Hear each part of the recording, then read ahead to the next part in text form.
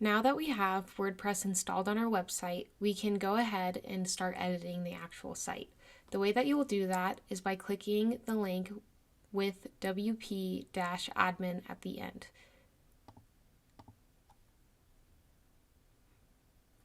The visual appearance of your WordPress blog is controlled by blog themes. When you first visit your blog, it will look something like this.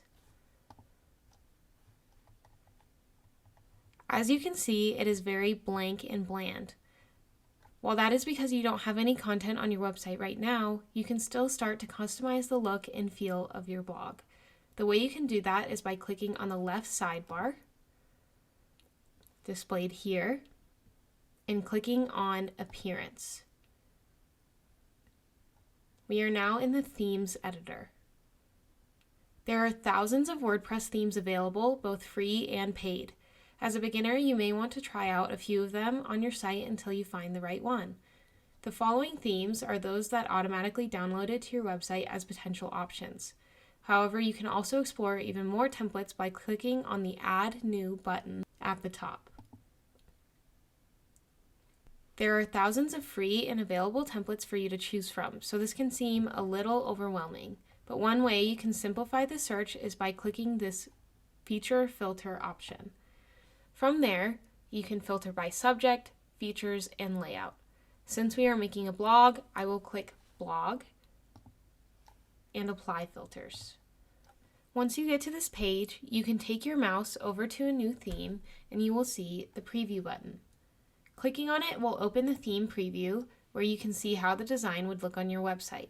The preview of your theme may not look exactly as shown in the screenshot, which is normal as you will get to customize and set it up later. And right now, you don't have any content to format. What you really need to look for is design, colors, typography, and other elements, as some themes might only have certain fonts or colors. The cool thing about WordPress themes is that you can change your theme at any time and it will automatically format the content you have created into the new appearance that comes with each theme. So, this is by no means set in stone. For now, when you find one that you like, you can click Install. For our purposes, I will just install this one. This will download the theme to your themes. In order to actually change over your theme, you will have to click this Activate button. And if we go up to the top of the page and click Visit Site here, you can see that our appearance of our website is now changed. WordPress has this option in the left sidebar. If we go back, under Appearance, now we see Customize.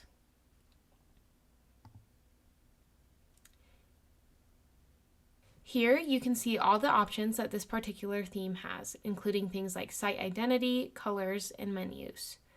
You can play around with each of these settings to change the appearance of your site even more.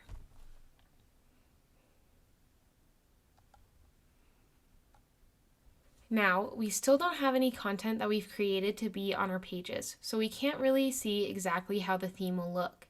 If you feel comfortable with starting from scratch and building your content now, you can skip the next tutorial and go straight to creating your first page or post.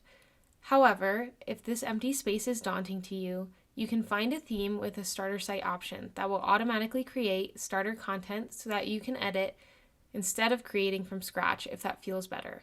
In the next tutorial, I will show you how to use starter sites.